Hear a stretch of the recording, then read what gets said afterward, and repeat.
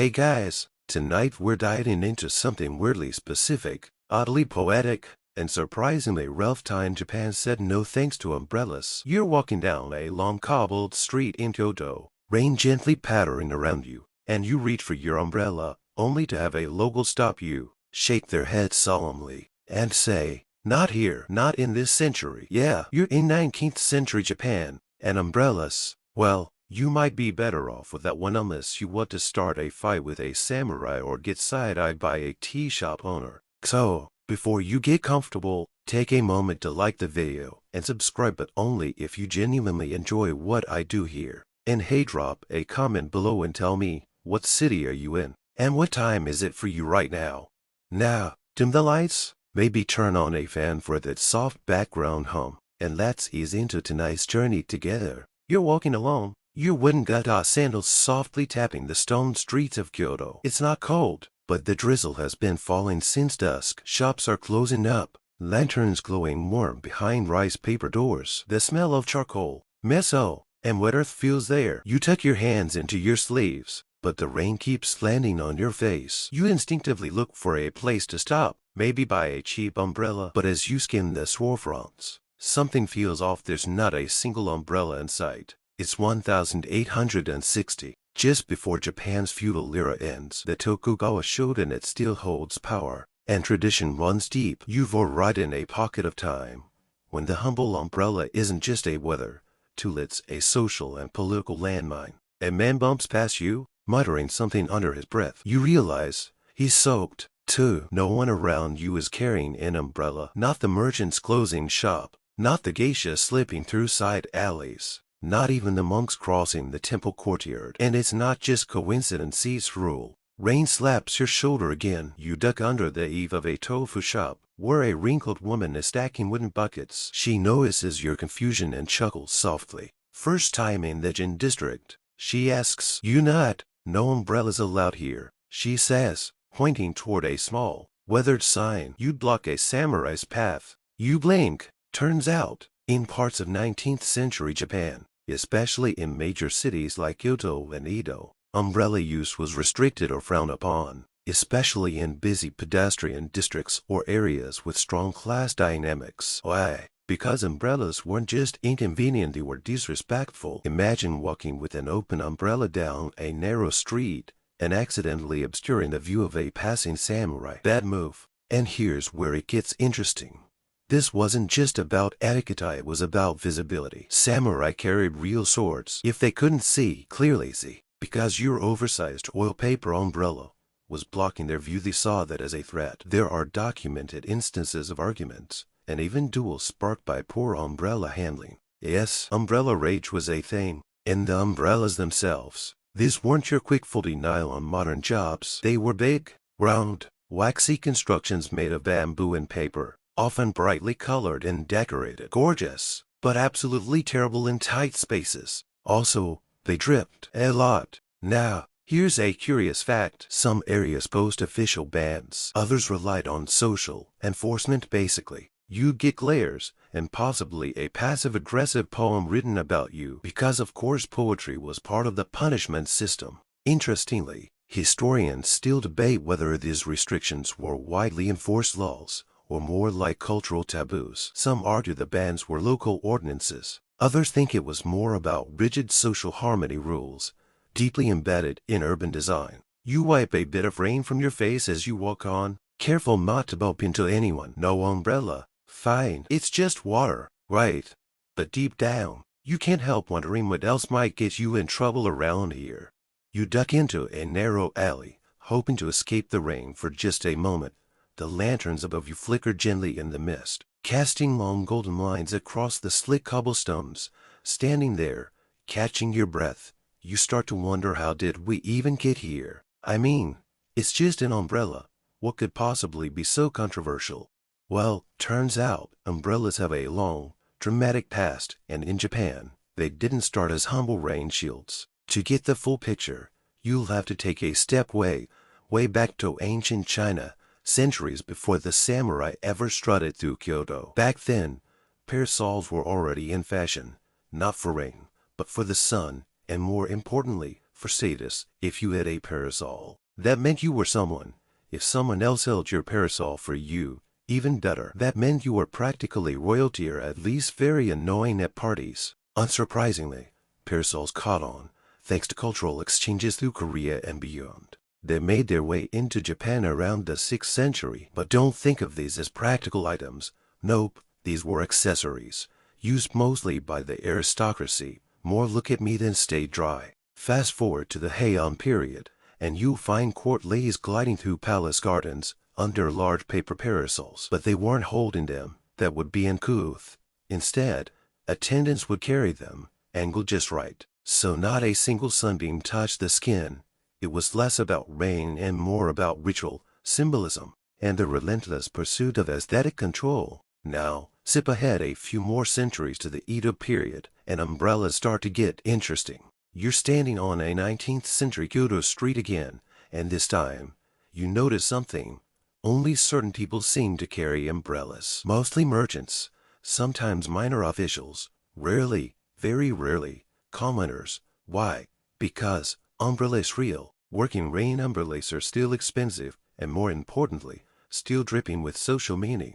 The standard umbrella of the time, made of bamboo ribs and oiled washi paper. Beautiful, also leaky.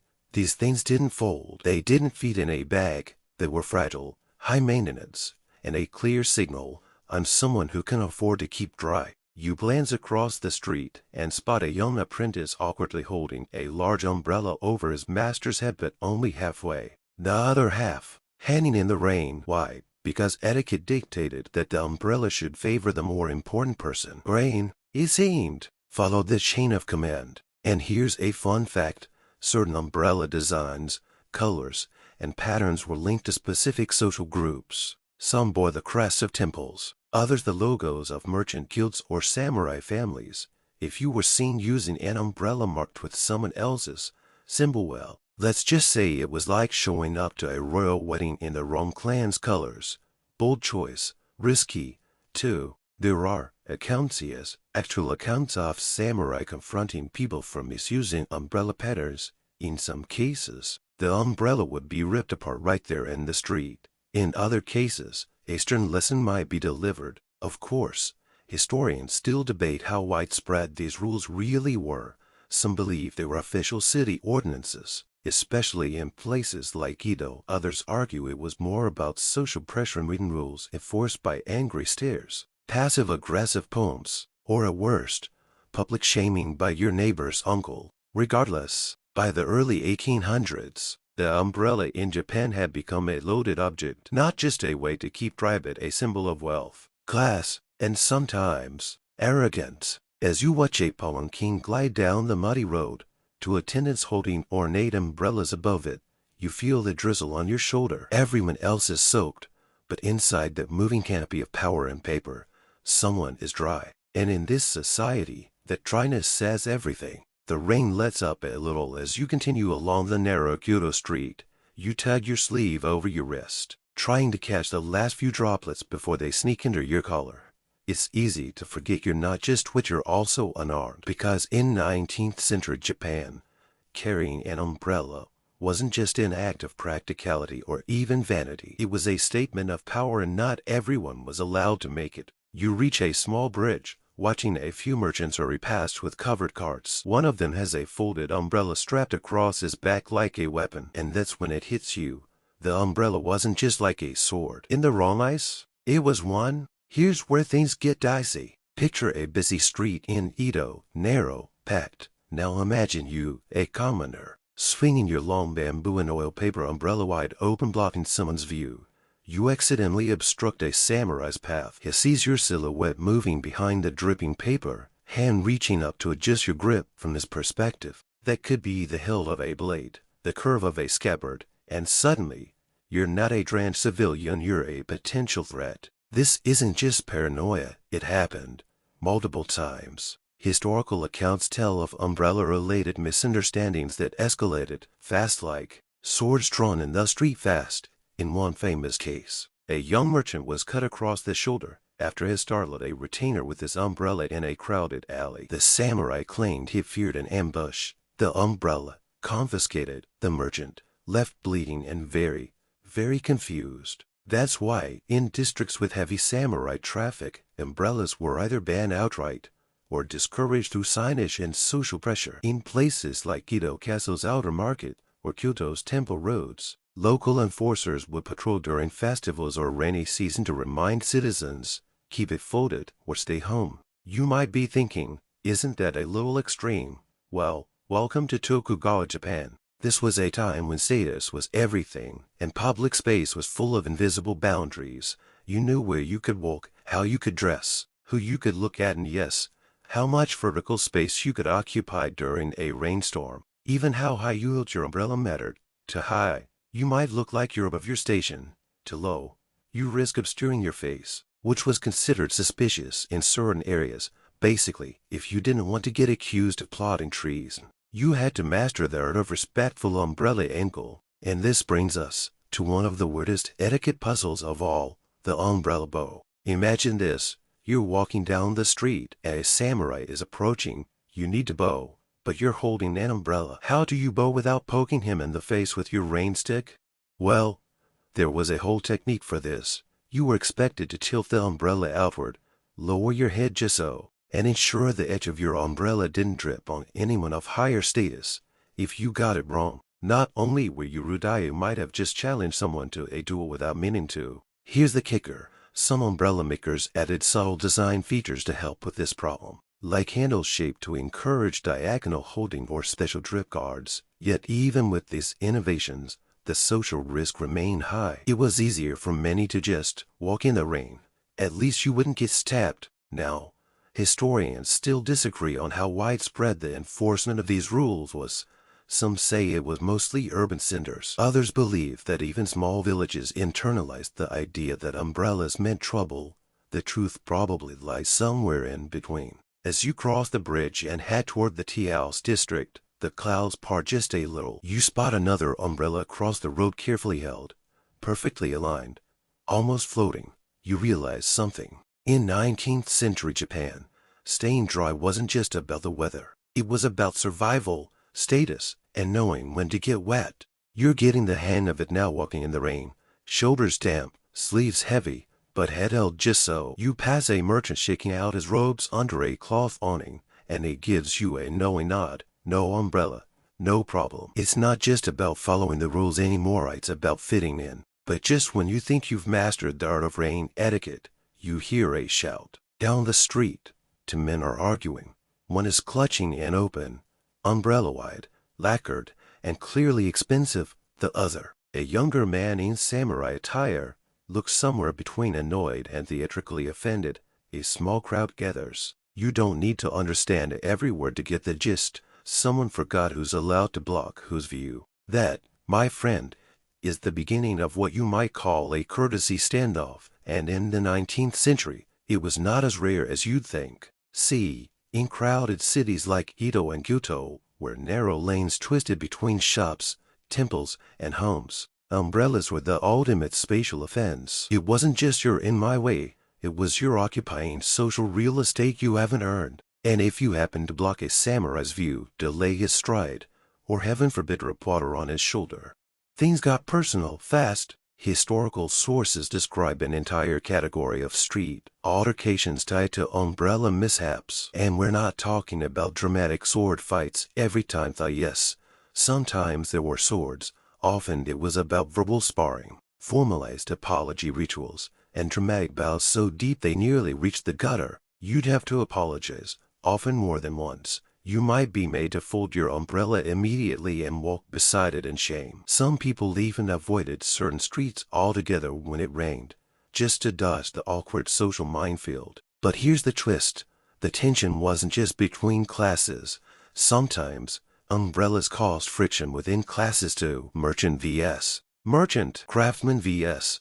courier. You'd be surprised how many disputes began because someone opened a parasol too wide during market hours. In fact, one of the more amusing and mildly tragic historical anecdotes comes from an Osaka scroll dated around the 1840s. It describes a well-dressed rice broker who, during a rainstorm, used an imported Dutch umbrellas. Western umbrellas were starting to show up. Python and accidentally bumped a fellow merchant. The umbrella's ribs scratched the man's lacquered hairpan, breaking it in two. The argument, it lasted 3 hours. It included a mediator from the guild, a pot of rice wine, and a formal complaint that was delivered in poetic form. Now that's how you know things got serious. To make matters more complicated, different neighborhoods had different unwritten rules. What was considered proper umbrella use in Nihonbashi might be borderline scandalous. In some districts, holding an umbrella while talking to someone above your rank was frowned upon. You were expected to close it,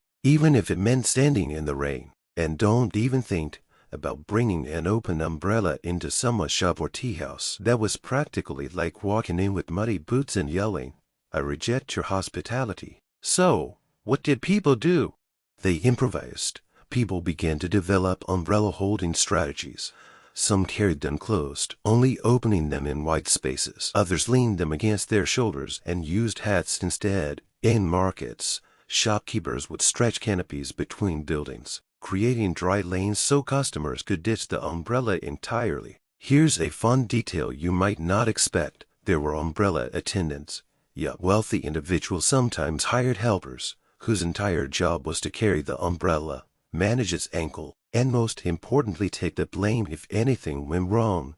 You better believe the job came with hazard pay. And once again, scholars still debate just how pervasive these practices were. Some argue they were mostly a concern among the upper and merchant classes. Others claim they trickled down into everyday manners for anyone who dared to walk through the city center on a rainy day. What's clear is this: in 19th century Japan, umbrellas weren't just weather gear. They were props in a very high-stakes play called Don't Offend Anyone Ever. You keep walking, watching the earlier standoff resolve with an awkward laugh and a bow.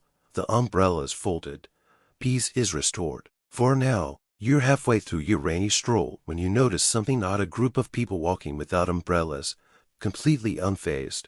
No hurrying, no dodging under doorways. They're just letting the rain fall gracefully, like it's part of the plan. One woman carries a parasol, but is closed, tucked under her arm like a folded fan. Another man walks with perfect posture, water trailing from the brim of his straw hat.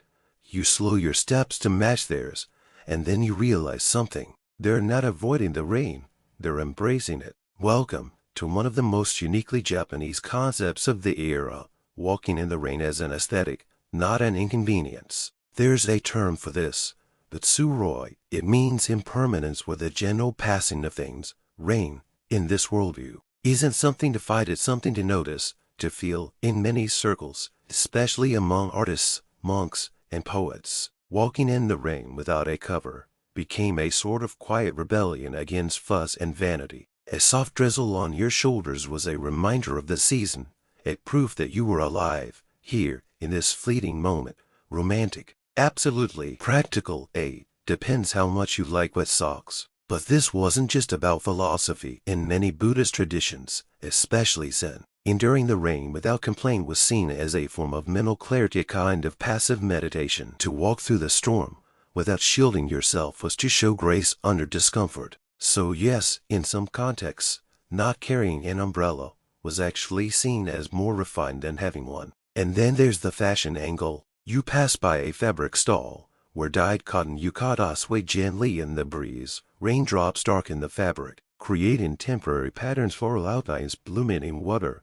A woman smiles as she notices you watching and says, "Only the cheap dye is run." She's wearing silk. Her sleeves shimmer, wet but elegant. Turns out, in the late Edo and early Meiji periods, some upper-class citizens took pride in how gracefully they endured the elements. Letting the rain soak into your kimono showed that you could afford dry clothes at home and a servant to clean them. And for performers like geisha or kabuki actors, there was even artistry in how you walked through the rain.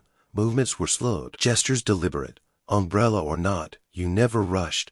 The rain became part of your stage. Of course, this idea didn't apply to everyone. Farmers, laborers, delivery boys didn't have the luxury of turning rain into poetry. But even then, you'd find elements of that same philosophy. A certain stoic calm, a shrug, a quiet shikata. George and I, it can't be helped. Now, Historians still debate how much of this was romanticized after the fact. Some argue that Edo period writings exaggerated the grace of the rainy day walker, while actual people were just wet and grumpy. Others point to diaries and woodblock prints that suggest, no, there really was a cultural trend toward dignified soaking. Either way, it's clear that the Japanese relationship with rain, and by extension, umbrellas, was more layered than most. The umbrella wasn't just a tool. It was a choice. To use one might be seen as vain. To go without might be seen as wise, or humble, or even beautiful. So you walk on,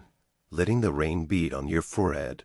You pass a paper shop, and the smell of damp ink and cedar wafts into the street. You see a cat curled under a tea crate, unbothered by the water dripping next to it. And for the first time, maybe, you start to think that getting a little wet isn't so bad. The rain continues as a soft mist now, barely more than a whisper against your sleeves. You reach a corner where the street bends, and just ahead is a small bamboo gate, modest, but clearly well kept. Inside, you glimpse the low eaves of a tea house, and something about the way it's tucked into the hillside makes it feel secret, like it only appears to those who know where to look. You step inside, bow slightly, and slip off your sandals. A server greets you with a quiet nod and gestures toward a low table near the window. As you sit, you notice something curious. No one in here brought an umbrella. The rain hasn't stopped, but every single guest arrived damp, some even dripping quietly onto the tatami mats, and no one seems to mind. It's not rudeness. It's expected. One older man near the hearth catches your puzzled glance and leans over with a smile. Using an umbrella on a day like this, he says, that would be missing the point. You raise an eyebrow, and he chuckles. Engine.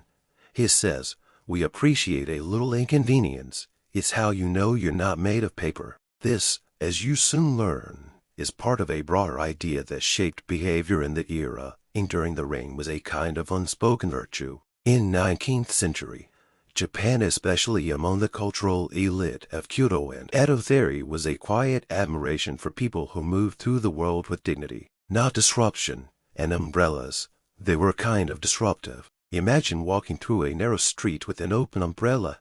You're taking up more space, you're dripping water on others, you're hiding your face. Worst of all, perhaps you're signaling that you're unwilling to share in the discomfort of the world around you. A little dramatic, maybe, but that's etiquette for you. There's even a phrase from the era, aim and ainu rudamo, kokoro wa nurasaso. Even if you get wet in the rain, don't let your heart be soaked. In other words, keep your spirit dry, even if your kimono isn't. Now here's something truly odd. Some schools of etiquette actually taught that in certain formal situations, using an umbrella was borderline rude. Arriving at a tea gathering with a wet umbrella in hand, it disrupted the mood, the elegance, the balance of the space. It was better to get wet than to bring dripping chaos into the room. People would rather walk slowly in the rain, back straight, robes heavy, and enter quietly like a willow bowing to the weather but never breaking. And it wasn't just about manners. There were also environmental factors. You're sitting in a tea house made of wood and paper. An open umbrella near a paper screen. Disaster waiting to happen. Umbrella use indoors wasn't just unsightly, it was genuinely risky. Fun fact, some tea houses even had umbrella rules posted outside. A small sign might politely request guests not to bring umbrellas past the entrance. Instead, bamboo racks were provided near the gate if you absolutely had to use one. But again, more often than not, the truly refined didn't need to be told. They simply let the rain fall. Of course, scholars still argue whether this practice was as widespread as literature suggests. Was it really a national attitude, or more of an urban, upper-class quirk? Some believe these ideals were mostly confined to Kyoto's artist circles and Edo's samurai salons. Others point to folk songs and travelers' journals that had even rural villagers internalized this mindset. You sip your tea strong, grassy, warming your chest outside the window. The mist swirls through the garden, brushing past mossy stones and pale plum blossoms just starting to bloom. A group of schoolchildren pass by the gate, shrieking and laughing as they get soaked. Not a single umbrella in sight. You smile. Maybe they're not being rude. Maybe they're just carrying on an old tradition without even knowing it. The rain returns in earnest as you leave the tea house, not a sudden downpour like a steady, deliberate rhythm, each drop falling as if it knows exactly where it's going. You pull your sleeves up again and shuffle along the path. It's then that you notice a small wooden board nailed to a post beside a shrine gate. You lean in, the ink is faded, the characters worn, but the message is still readable. Within this district, the use of umbrellas is strictly prohibited. No poetry, no metaphor, just a straight-up ban. Wait, hold on. Was there actually an official law against umbrellas?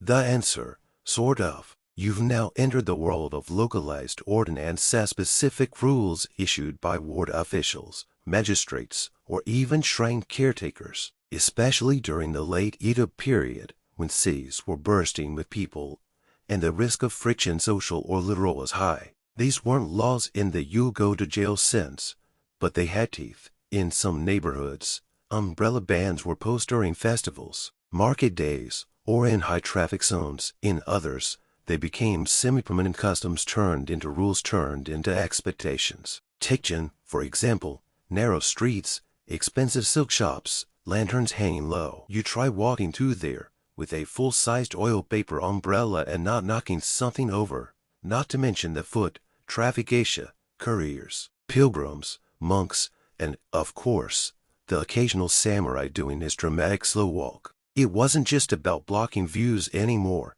It was about logistics. You picture a crowded festival, firelight flickering, people elbow to elbow. If everyone opened their umbrellas at once, it'd be like trying to navigate a forest of wet mushrooms. Someone was going to get poked in the eye, or worse, it dripped on. So local officials started posting signs, some polite, some firm. Some even had little poems about shared skies and shared patience. And when politeness failed, fines, or more often, a stern visit from the Eureka kind of city officers, who didn't wear armor but absolutely wore disapproval on his face. You might think, okay, but why umbrellas specifically? Why not restrict carts or livestock or, I don't know, loud flutes? Good question. Umbrellas, unlike many tools, were visually disruptive. They made you bigger, taller, wider, and as we've established, status in Japan was deeply connected to how much space you took up. You were expected to know your place physically and metaphorically.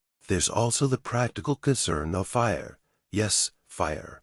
Remember, most umbrellas were coated in flammable oil to keep them waterproof. In crowded wooden towns lit by lanterns and heated by charcoal braziers, this was not ideal. One misplaced umbrella leaning too close to a lantern, whole block goes up like kindling. So yes, there were real safety reasons behind the bans, and yet the symbolism never went away. Now, here's a curious twist. In some areas, these bans were selectively enforced. For example, nobles or foreign visitors might be quietly exempt. There are diary entries from the late 1800s describing Europeans in Tokyo using umbrellas freely, even while locals went without. Naturally, this caused some friction. One shopkeeper reportedly muttered, "Their heads must be softer than ours," while watching a Dutch envoy pass under an umbrella parade. And historians are still debating how centralized these bans actually were. Were they coordinated across cities, or were they just neighborhood quirks? Some argue the shogunate had little to do with them,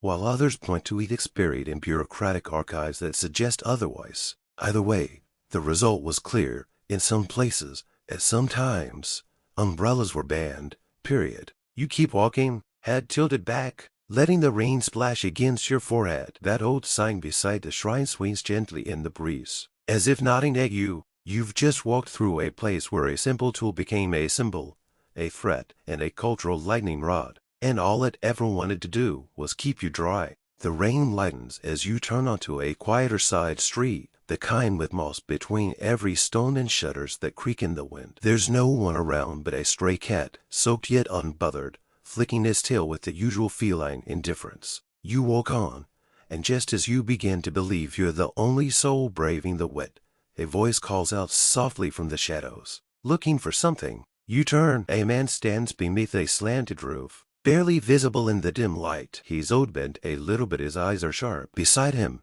a rack of umbrellas, not the kind tourists spy. These are beautiful, hand-lacquered bamboo handles, paper canopies painted with clouds, waves, plum blossoms. You step closer, and he gestures you in with a grin. Don't worry, he says, no officials down this alley. You found the umbrella black market. Yup, that was a thing. Because wherever something is restricted, someone sees opportunity. In 19th century Japan, especially in larger cities like Edo and Osaka, entire underground networks sprang up to serve people who just really hated being wet. You peer at the rack. These umbrellas are mass-produced. They're clearly hand-knitted, delicate but sturdy, waterproof with care. The old man strokes one of the ribs lovingly. Most people think they're just for looks, he murmurs, but these will hold their own against a typhoon. You raise an eyebrow. He shrugs. People need them, especially merchants traveling long distances, or women walking alone. Can't exactly duck under an awning every 5 steps. And he's right, the bans didn't magically make rain go away, so people adapted. Enter the shadow economy of umbrellas. Some workshops operated quietly, selling only by word of mouth. Others pretended to be parasol repair shops, but secretly produced illegal models after dark. There were even traveling salesmen, umbrella peddlers who operated like smugglers, moving through towns with bundles wrapped in cloth, selling discreetly in the back rooms of tea stalls or roadside inns. And naturally, the design started to evolve. You notice one umbrella that folds in half, the modern spring-loaded type, but clearly built for portability. Another has a detachable canopy, so it could be hidden easily under a robe or sash. Some even bore fake labels designed to look like ceremonial fans or props used in street theater, so if you were caught, you could claim you were headed to a performance. You ask the old man, weren't people afraid of getting caught? He chuckles, of course, but fear doesn't stop the rain, only umbrellas do. And that's the quiet truth behind it all. For every samurai offended by your parasol angle, there was a courier just trying to deliver rice without soaking his ledger. For every rule about appropriate appearances, there were grandmothers just trying not to slip on wet cobblestones. Umbrellas weren't just status symbols or etiquette hazards, they were tools for survival, especially in the urban sprawl of Edo, Japan, where rain could fall for days in homes, or often one-room huts with no real insulation. Interestingly, some historians argue that these underground umbrella trades were early examples of civil disobedience or resistance through practicality, not protest, not rebellion, just quiet defiance, a belief that staying dry was worth the risk. You take another glance at the rack. One umbrella is painted with a white fox curled under a maple tree. You reach for it, then pause. The old man smiles. Don't worry, he says, this one doesn't leak. You thank him and step back into the street, folding the umbrella tightly, tucking it under your sleeve for now. The rain has paused, but you feel ready for when it returns. And maybe, just maybe, you're beginning to understand why something as small as an umbrella could stir up so much. In a world obsessed with order, sometimes it's the quiet, soggy rebels who remind you what matters. You continue down the narrow path, the freshly purchased umbrella tucked neatly under your sleeve like a secret. The rain has paused, but puddles still glisten along the stone walkway, reflecting lanterns like tiny, rippling moons. You step slow as you pass a small courtyard, where a group of men huddle beneath a shallow roof. One of them wears a dull, navy robe, and you overhear him muttering about an incident at the outer market. A delivery man who dared to open an umbrella in front of a procession. The others shake their heads. One whistles. Another clucks his tongue and says, well, that's what happens when you try to look taller than the daimyo. You stop. Wait, what? Umbrellas made you look taller. In a society built around vertical hierarchies, literally and figuratively, height mattered a lot. You see, in 19th century Japan, everything about how you carried yourself, how you bowed, how you Saturday, even how high you wore your top knot signaled your status. And umbrellas, those were tricky little social climbers. Imagine this, a daimyo, one of the high-ranking lords, passes through a town with his retinue. He's in a palanquin, shaded by an ornate parasol held by an attendant. Everyone else bows low, heads down, eyes averted. Now picture some random merchant walking the same road, unaware or unbothered and holding an umbrella a little too high. He doesn't bow quite far enough. Maybe he doesn't even realize the daimyo is there. To the trained eye, that umbrella isn't just a shield from the rain, it's a violation of the vertical order. And if you think that sounds ridiculous, well, people took it seriously. Umbrella height became an etiquette minefield. Manuals from the period advised that your umbrella should always be lower than the head of any person of higher status within visible range. Even children were taught how to hold umbrellas at an angle to avoid accidentally elevating themselves above elders. You picture yourself walking beside a retainer in full armor, umbrella tilted awkwardly sideways, neck craned like a swan to keep the tip low. Not exactly comfortable, but comfort wasn't the point. Even in theater, umbrella height had meaning. In kabuki performances, a character holding an umbrella too high could signal arrogance, rebellion, or comic foolishness. Lowering it mid-scene could symbolize humility or sudden realization. It was body language with ribs on paper. The symbolism didn't stop there. In some elite circles, the color and angle of your umbrella communicated entire sentences. A violet canopy tilted inward toward the body, mourning. A crimson canopy held straight above the head, festive. A black canopy turned slightly backward, retreat, shame, or intentional avoidance. You think back to the umbrellas you saw earlier in the black market. Were those painted designs just aesthetic, or were they coded messages? Maybe both. One curious case, from an Osaka district ledger, mentions a court clerk who used a dark green umbrella with a white crane motif. He was accused of exceeding permitted aesthetic rank because cranes were considered a privileged symbol reserved for nobility. The punishment: public apology and umbrella confiscation. Yes, his umbrella got taken away for being too fancy.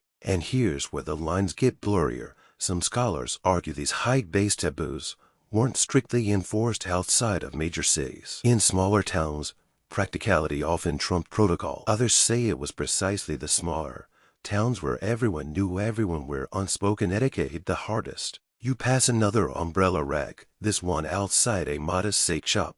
Most are simply paper, plain handles, but one stands out. Shorter, stubbier, clearly made to avoid towering over anyone. You chuckle. The umbrella had been socially downsized. And yet, all this navigating through angles and customs and visibility hierarchies was just another way to say, I know my place. You grip your own umbrella a little tighter, not to raise it, but to remember that sometimes the smallest things like the tilt of paper and bamboo carry the heaviest expectations. You turn into a narrow back street, drawn by the smell of hot soy broth and grilled eggplant.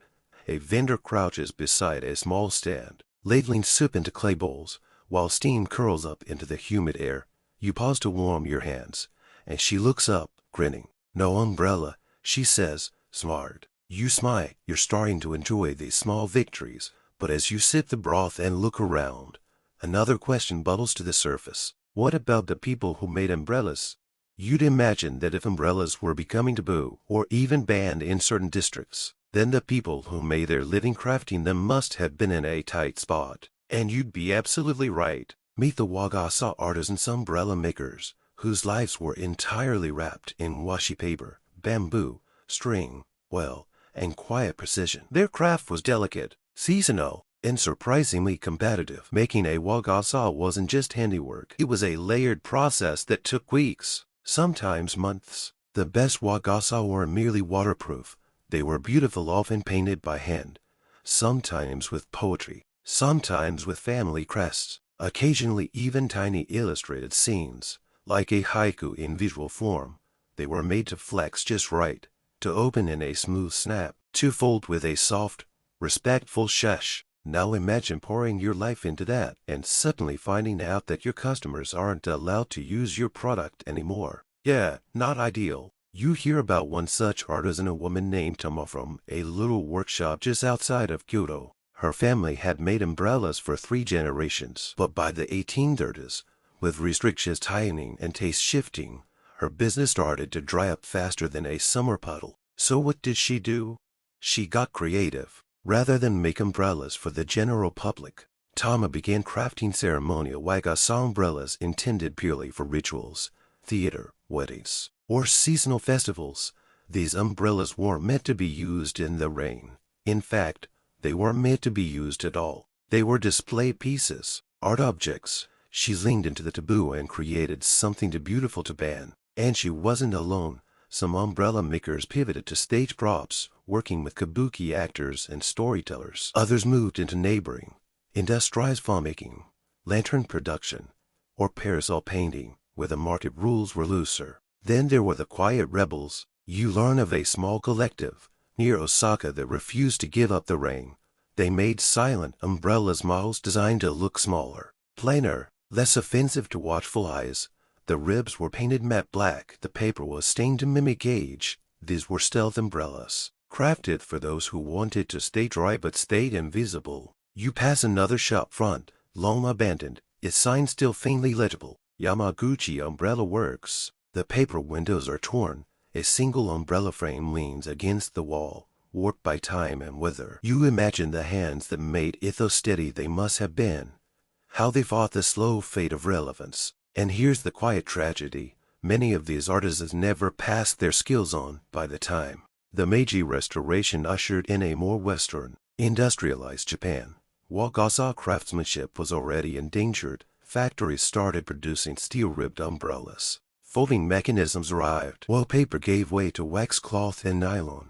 The artistry was replaced by efficiency. Historians still debate whether the decline of Wakasa craftsmanship was due more to legal restrictions or changing tastes. Some blame the umbrella bans and social codes. Others argue the rise of Western imports simply outpaced domestic makers. Maybe it was both. You finish your soup, bow to the vendor, and continue walking, thinking not just about rain and rules but about the quiet hands that shaped umbrellas, even when no one was allowed to carry them. In the workshop corners, in flickering candlelight, they kept folding, painting, binding, creating shelter for a society that sometimes pretended it didn't need one. The rain picks up again. Heavier this time may no longer a mist, but a steady percussion on tile roofs and wooden gutters. You reach for your umbrella instinctively, but pause. No one else around you is using one. Old habits and modern instincts were with each other in your fingers. You turn down another lane. This one line with stores, sheds, and merchant stalls shuttered for the evening. Everything's quiet. And that's when you hear it. A thwack, then a crack, then a loud oath. You freeze. Around the corner, a young man stumbles backward, clutching a torn umbrella. Standing across from him, a stern-looking official, not a samurai dressed in plain robes. No sword, but he's holding a short wooden baton and looking mighty displeased. You inch closer, just in time to hear. Improper use of cover weapon. That umbrella is longer than regulation allows. You blink. Wait, did he just call the umbrella a weapon?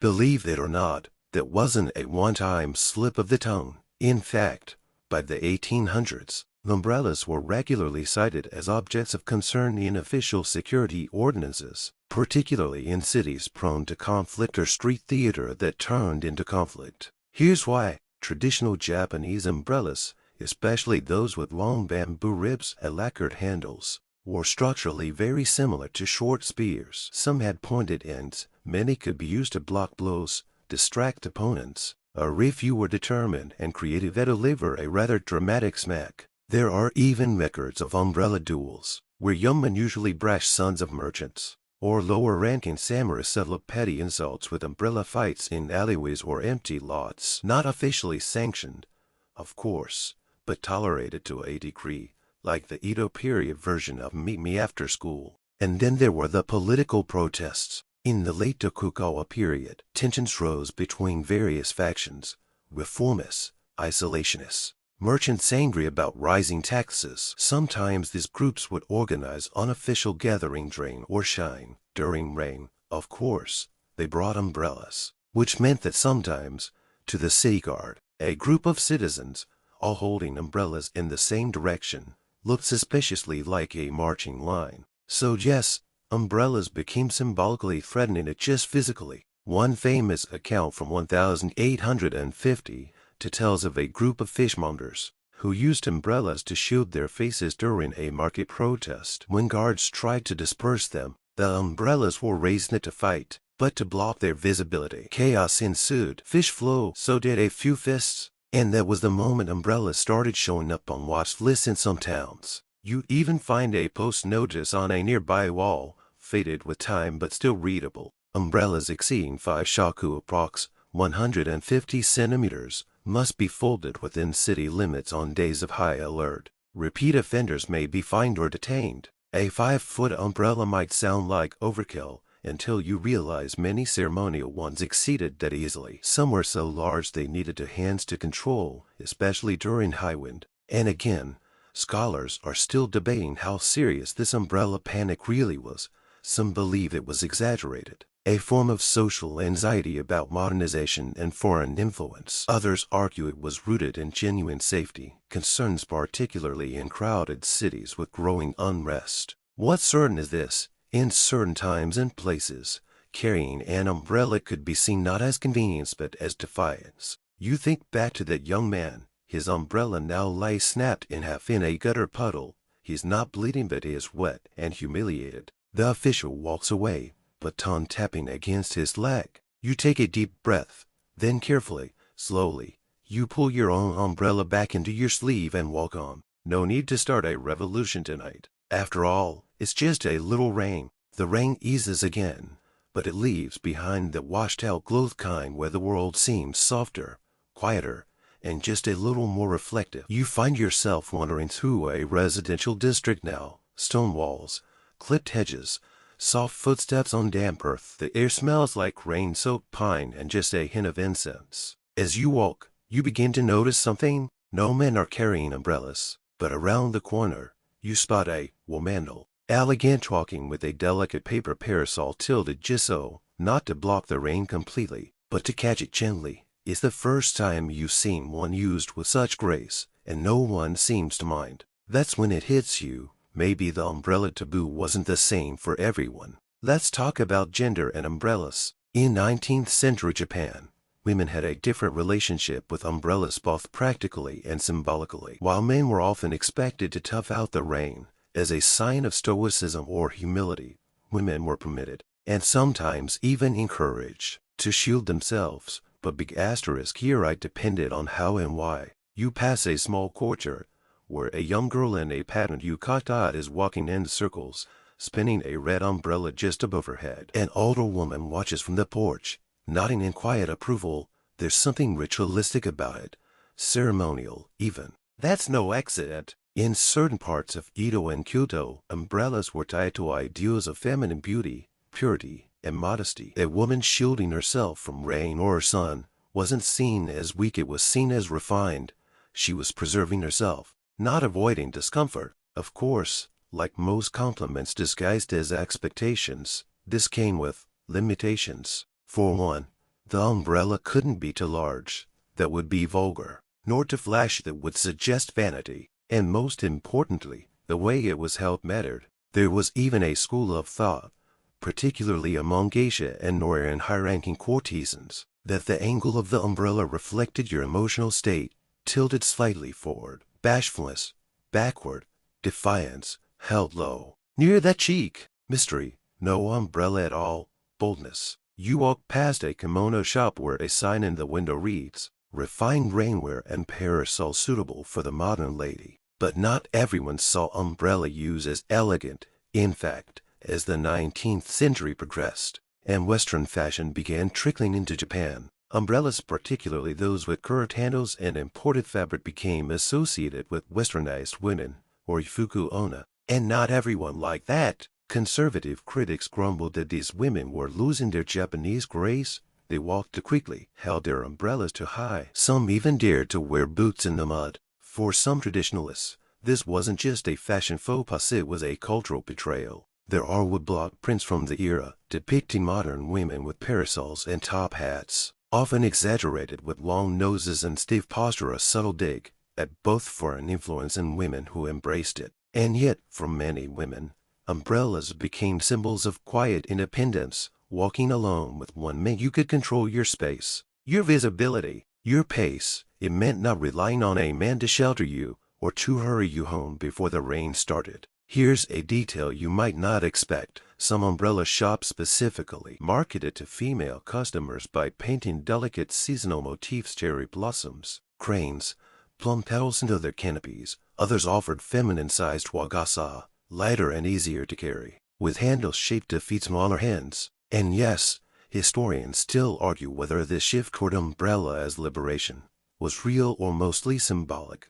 Some say it was just smart marketing. Others point to personal diaries and women's journals of the time that describe umbrella use as a form of autonomy. You watch as the woman ahead of you stops to tilt her umbrella toward a garden wall, letting a few raindrops fall onto a camellia bush. She smiles, then continues walking, shoes tapping gently on the stone. No one stops her, no one corrects her, and for a moment the umbrella isn't a violation, or a provocation, or a statement of class. It's just hers. The rain fades to a whisper, a more presence than precipitation clinging to leaves, dripping rhythmically from tiled roofs. You follow a winding path past an overgrown shrine, the kind locals pass without a second glance, but something draws you in. At the entrance, half hidden by ivy, stands a short wooden Satan board carved in delicate brush strokes.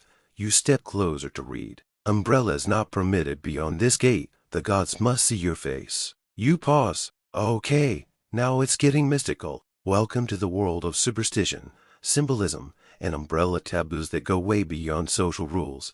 Because sometimes, in old Japan, umbrellas weren't just impractical or impolite, they were spiritually suspicious. You step under the torii gate and notice how quiet the air becomes. No rustling of robes, no clack of gutta on stone, just the soft sound of your breath and the occasional drop falling onto moss. And suddenly you remember something you read back in the city. In certain regions, particularly in Shinto or folk religious traditions, umbrellas were seen as interference, a kind of spiritual barrier between the human and the divine. Why? Because your umbrella blocks your head, your face, your silhouette, and in ritual spaces, the gods are believed to recognize sincerity by seeing your entire form. Carrying an umbrella into a shrine was like wearing sunglasses to a job interview. Rude, but also vaguely suspicious. Some legends go even further. You think of one from the countryside of Tottori Prefecture, where villagers whispered that opening an umbrella indoors could attract wandering spirits who mistook the canopy as a shelter or invitation. They'd follow you home, apparently, and linger until the next rainstorm. And then there's the Kasao Buke, the umbrella ghost. Yes, that's a thing. In Japanese folklore, discarded or mistreated objects sometimes gain souls over time. After 100 years, they become Tsukumogami, animated household spirits. One of the most famous, a one-eyed umbrella spirit, with a long tongue and a single hopping foot. Sounds cute until it follows you around town because you left it in the gutter. That's right, even throwing away an umbrella had consequences. Better to burn it in a respectful ceremony, or leave it in a designated spot at a shrine that decommissions everyday objects. You pass by a stone basin where raindrops create perfect circles in the still water. On a bench nearby, someone has left a closed umbrella. It's plain, worn, tied shut with a bit of fraying string. Is it broken, retired, waiting? You don't touch it, because in places like this, an umbrella isn't just an umbrella, it's a boundary object, tied to rituals, transitions, weather, and mood, something between earth and sky. Here's something even more obscure. In old matchmaking rituals, carrying an umbrella during a first meeting was bad luck. It implied that one person was sheltering the truth or hiding their true self. That's why matchmakers often forbade umbrellas, even during torrential rain. And, of course, historians still debate how widespread these beliefs were. Some insist they were regional quirks. Others argue these umbrella taboos were common knowledge, even among city dwellers who didn't strictly follow Shinto practice. Either way, the symbolism stuck. You exit the shrine slowly, noticing the way the path realigns with the main road above you. Crows sit quietly under the eaves, beaks tucked against the drizzle. You don't open your umbrella.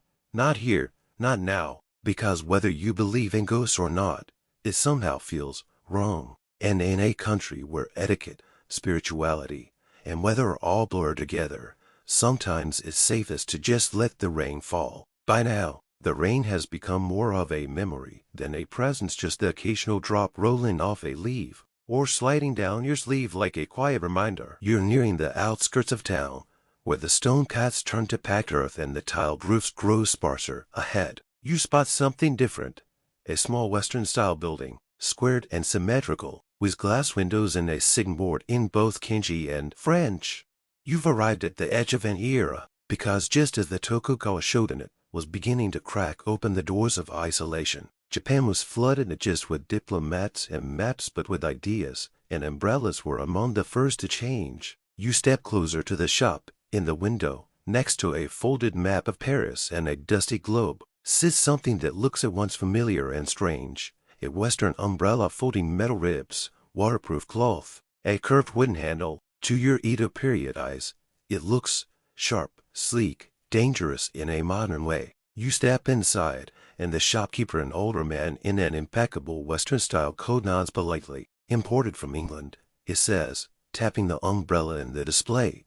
New design, folds down, doesn't leak, less controversial. You can't help but smirk. Less controversial, sure, but far from invisible, because during the Meiji Restoration, everything about umbrellas shifted function, fashion, and most of all, meaning. No longer was the umbrella a symbol of samurai insult or class defiance. Now, it was a marker of modernity, of cosmopolitan flair, of progress. Imagine the culture shock. After centuries of navigating the delicate etiquette of umbrella height and angle, suddenly you could carry a collapsible waterproof canopy from London with no risk of being mistaken for a rebellious merchant or a ghost-inviting weirdo. And people loved it. Western umbrellas became symbols of a new Japan and that could walk in step with Europe, while still holding on to its own seasonal sensibilities. Writers described them in poems. Photographers posed dignitaries under them. Even students began carrying them to school. Rain or shine,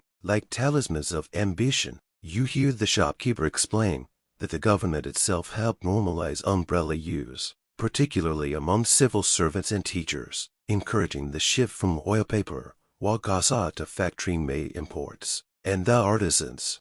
Some adapted, some didn't. The shopkeeper reaches under the counter and pulls out a hybrid model bamboo handle, but with a cloth canopy and hidden steel ribs. Local craftsmanship, he says, foreign bones. You admire the blend, is familiar, but forward, a quiet compromise between past and present. But not everyone welcomed the change. There were plenty of critics who believed umbrellas had lost their soul. Gone was the soft rustle of oiled paper, the scent of lacquer in the rain, the artistry of hand-painted ribs. Now it was just mechanics.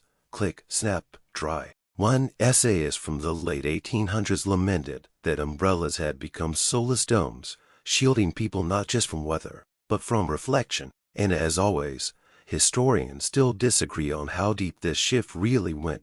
Did modern umbrellas truly erase all the old meanings, or did people simply carry both tone for the rain and one for memory?